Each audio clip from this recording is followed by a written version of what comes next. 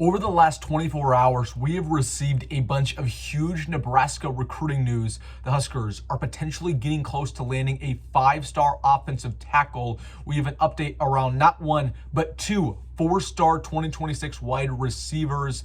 An in-state tight end just narrowed down his list. We'll see if Nebraska's involved, and so much more. Big-time Nebraska recruiting update today. But before we get into all of it, please hit that like button if you're fired, because I know I am. And really quick, if you support what I'm doing here, daily Husker football content, recruiting updates just like this, spring practice updates, please hit that subscribe button. Helps me out more than you know. One's going to hit that subscribe button. Thank you so much.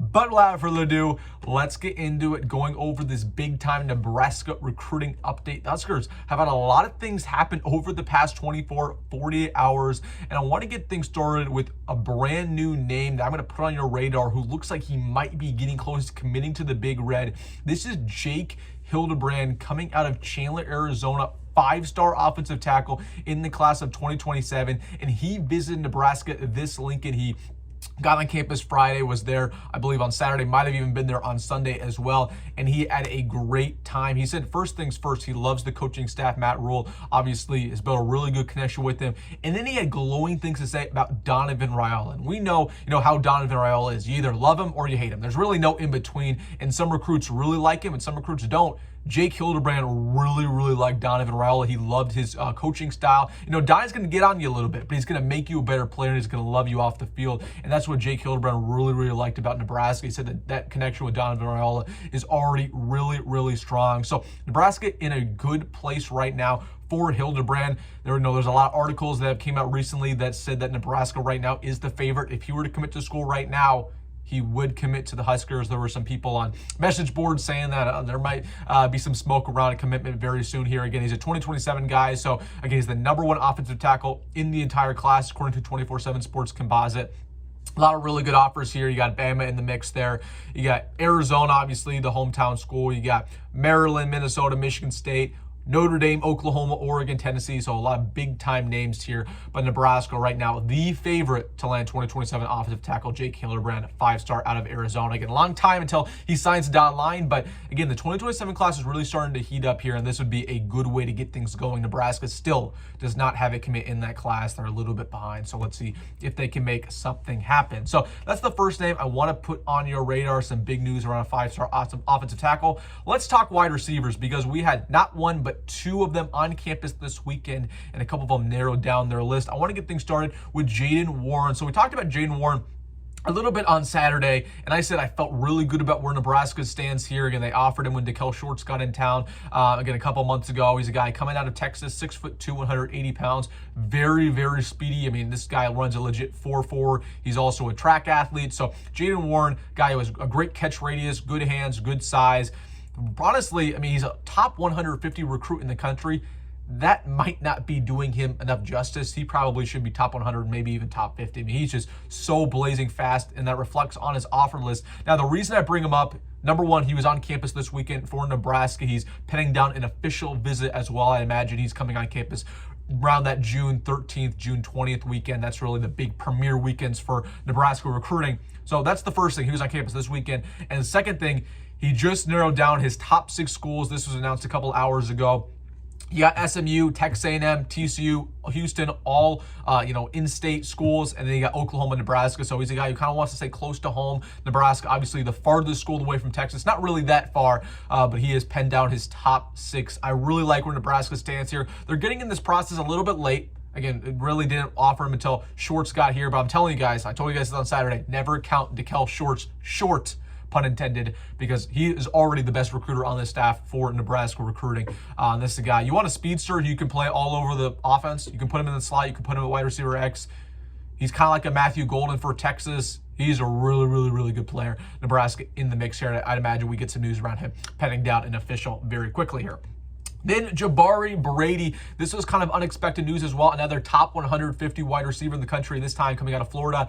We've been on his case for a while now. He visited Nebraska at the start of February. He made an unexpected visit to Nebraska this Saturday. He watched them scrimmage a little bit. So again, that was completely out of the blue. It was unexpected. But again, a guy who was really rising up the ranks for Nebraska. Nebraska got involved when Shorts got here. They were probably in that top 5. Now I'd say they're in that top 3, along with schools like maybe Oklahoma. Ohio State's trying to land him, Florida State, Florida. So there's some really big schools going after Jabari Brady. But I'm telling you, this guy just keeps coming back. He was here in February. He was here in April. He's going to be here for an official visit in June, along with his friend Ryan Mosley. Feel good about where we stand with Jabari Brady. Really, really good. And this guy's just, kind of a Cortez Mills 2.0. Both Florida kids go up and get jump balls.